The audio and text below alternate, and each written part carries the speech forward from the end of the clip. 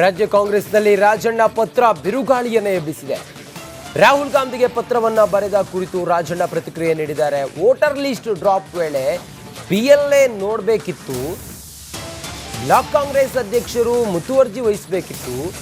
ರಾಜಕಾರಣದಲ್ಲಿ ಶಾಶ್ವತ ಮಿತ್ರರು ಇಲ್ಲ, ಶತ್ರುಗಳು ಇಲ್ಲ. ಸಿದ್ದು ಹಾಗೂ ಡಿಕೆಶಿ ಪರ ಮಾತಾಡೋರು ಇದ್ದಾರೆ. ವಿಶ್ವಾಸಕ್ಕೆ ತೆಗೆದುಕೊಳ್ಳುವ ಕೆಲಸ ಡಿಕೆಶಿ ಮಾಡಿದ್ದಾರೆ. ತುಮಕೂರಿನಲ್ಲಿ ಮಾಜಿ ಸಚಿವ ಕೆಎನ್ ರಾಜಣ್ಣ ಹಿಂಗಂತೇಳಿ ಹೇಳಿದ್ದಾರೆ.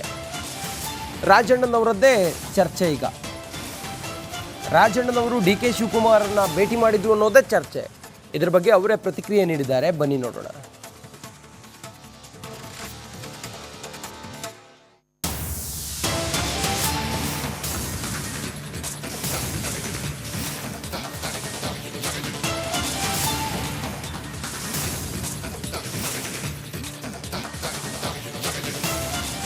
ನಮ್ಮ ಸರ್ಕಾರ ಇದ್ದಂಥ ಕಾಲದಲ್ಲಿ ನಾವು BLO ಅಂತ ನೀವೆಲ್ಲ ಹೇಳ್ತಾ ಇದ್ರಿ. BLO ಅಲ್ಲ, ಅದು BLA, ಬೂತ್ ಲೆವೆಲ್ ಏಜೆಂಟ್ ಅಂದರೆ ನಾವು ಮಾಡ್ತೀವಿ. ಅಂದರೆ ಪಾರ್ಟಿಯವರು, ಎಲ್ಲ ಪಾರ್ಟಿಯವ್ರಿಗೂ ರಿಜಿಸ್ಟರ್ಡ್ ನ್ಯಾಷನಲಿಸ್ಟ್ ಪಾರ್ಟಿ ಇವ್ರುಗಳಿಗೆಲ್ಲ ಅಧಿಕಾರ ಇರುತ್ತೆ BLA ಅಪಾಯಿಂಟ್ ಮಾಡೋಕ್ಕೆ, ಪ್ರತಿ ಬೂತ್ಗೆ ಒಬ್ಬೊಬ್ಬರಿಗೆ.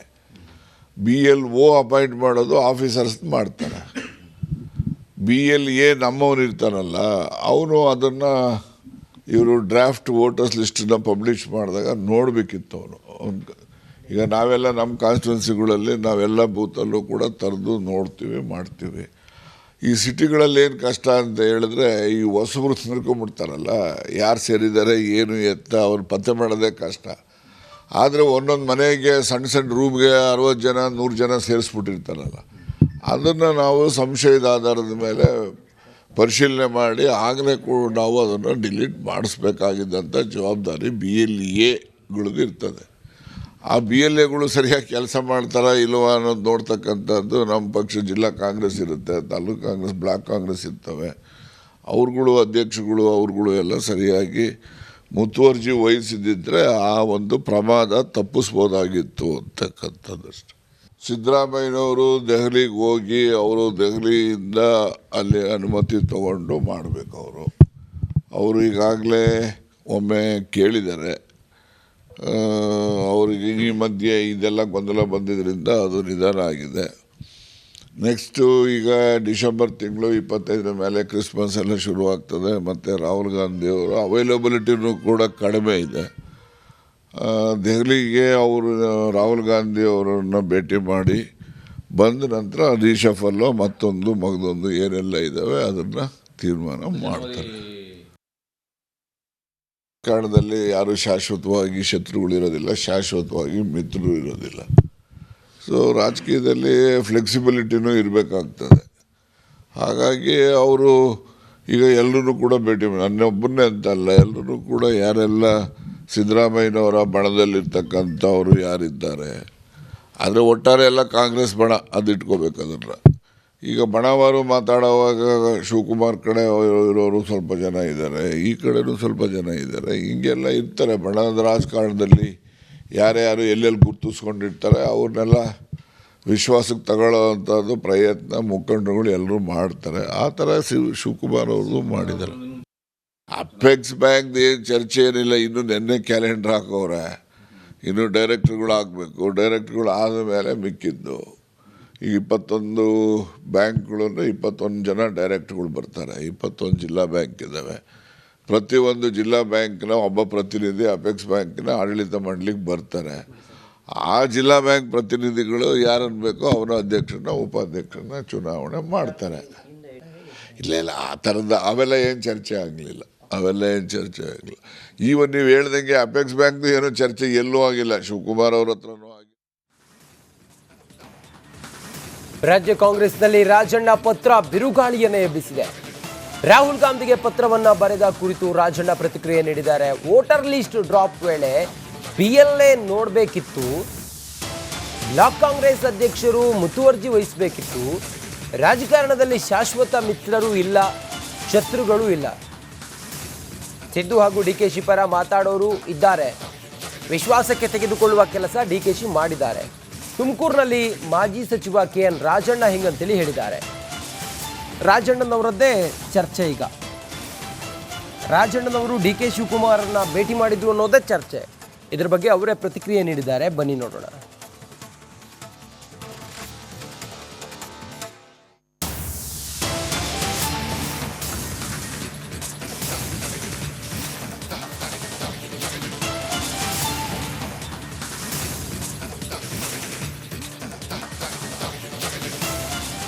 ನಮ್ಮ ಸರ್ಕಾರ ಇದ್ದಂಥ ಕಾಲದಲ್ಲಿ ನಾವು BLO ಅಂತ ನೀವೆಲ್ಲ ಹೇಳ್ತಾ ಇದ್ರಿ. BLO ಅಲ್ಲ, ಅದು BLA, ಬೂತ್ ಲೆವೆಲ್ ಏಜೆಂಟ್ ಅಂದರೆ ನಾವು ಮಾಡ್ತೀವಿ.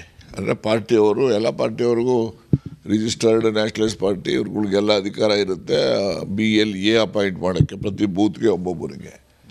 BLO ಅಪಾಯಿಂಟ್ ಮಾಡೋದು ಆಫೀಸರ್ಸ್ ಮಾಡ್ತಾರೆ. BLA ನಮ್ಮವನು ಇರ್ತಾನಲ್ಲ, ಅವನು ಅದನ್ನು ಇವರು ಡ್ರಾಫ್ಟ್ ವೋಟರ್ಸ್ ಲಿಸ್ಟನ್ನ ಪಬ್ಲಿಷ್ ಮಾಡಿದಾಗ ನೋಡಬೇಕಿತ್ತು ಅವನು. ಈಗ ನಾವೆಲ್ಲ ನಮ್ಮ ಕಾನ್ಸ್ಟಿಟ್ಯೂನ್ಸಿಗಳಲ್ಲಿ ನಾವೆಲ್ಲ ಬೂತಲ್ಲೂ ಕೂಡ ತರದು ನೋಡ್ತೀವಿ, ಮಾಡ್ತೀವಿ. ಈ ಸಿಟಿಗಳಲ್ಲಿ ಏನು ಕಷ್ಟ ಅಂತ ಹೇಳಿದ್ರೆ, ಈ ಹೊಸಬ್ರು ಸೇರ್ಕೊಂಡ್ಬಿಡ್ತಾರಲ್ಲ, ಯಾರು ಸೇರಿದ್ದಾರೆ ಏನು ಎತ್ತ ಅವ್ರು ಪತ್ತೆ ಮಾಡೋದೇ ಕಷ್ಟ. ಆದರೆ ಒಂದೊಂದು ಮನೆಗೆ ಸಣ್ಣ ಸಣ್ಣ ರೂಮ್ಗೆ 60 ಜನ 100 ಜನ ಸೇರಿಸ್ಬಿಟ್ಟಿರ್ತಾರಲ್ಲ, ಅದನ್ನು ನಾವು ಸಂಶಯದ ಆಧಾರದ ಮೇಲೆ ಪರಿಶೀಲನೆ ಮಾಡಿ ಆಗಲೇ ಕೂಡ ನಾವು ಅದನ್ನು ಡಿಲೀಟ್ ಮಾಡಿಸ್ಬೇಕಾಗಿದ್ದಂಥ ಜವಾಬ್ದಾರಿ BLAಗಳದ್ದು ಇರ್ತದೆ.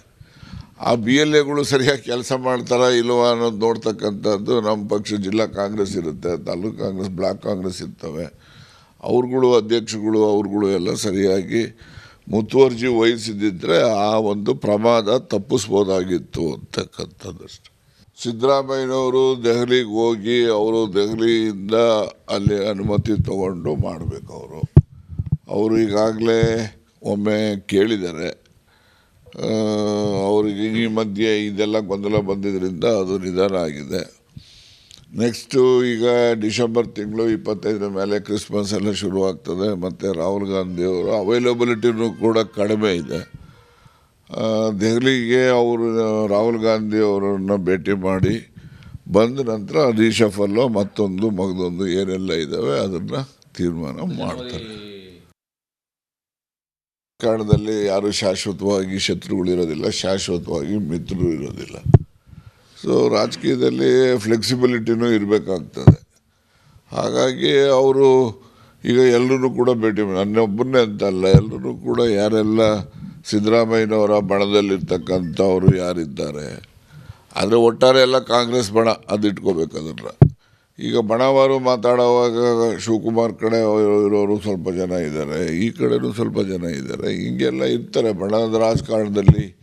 ಯಾರ್ಯಾರು ಎಲ್ಲೆಲ್ಲಿ ಗುರ್ತಿಸ್ಕೊಂಡಿರ್ತಾರೆ ಅವ್ರನ್ನೆಲ್ಲ ವಿಶ್ವಾಸಕ್ಕೆ ತಗೊಳ್ಳೋ ಅಂಥದ್ದು ಪ್ರಯತ್ನ ಮುಖಂಡರುಗಳು ಎಲ್ಲರೂ ಮಾಡ್ತಾರೆ. ಆ ಥರ ಶಿವಕುಮಾರ್ ಅವ್ರದ್ದು ಮಾಡಿದ್ದಾರೆ.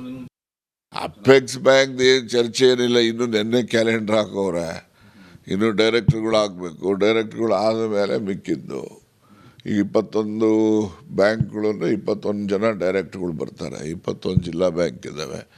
ಪ್ರತಿಯೊಂದು ಜಿಲ್ಲಾ ಬ್ಯಾಂಕ್ನ ಒಬ್ಬ ಪ್ರತಿನಿಧಿ ಅಪೆಕ್ಸ್ ಬ್ಯಾಂಕಿನ ಆಡಳಿತ ಮಂಡಳಿಗೆ ಬರ್ತಾರೆ. ಆ ಜಿಲ್ಲಾ ಬ್ಯಾಂಕ್ ಪ್ರತಿನಿಧಿಗಳು ಯಾರನ್ನು ಬೇಕೋ ಅವರ ಅಧ್ಯಕ್ಷರನ್ನ ಉಪಾಧ್ಯಕ್ಷರನ್ನ ಚುನಾವಣೆ ಮಾಡ್ತಾರೆ. ಇಲ್ಲ ಆ ಥರದ ಅವೆಲ್ಲ ಏನು ಚರ್ಚೆ ಆಗಲಿಲ್ಲ.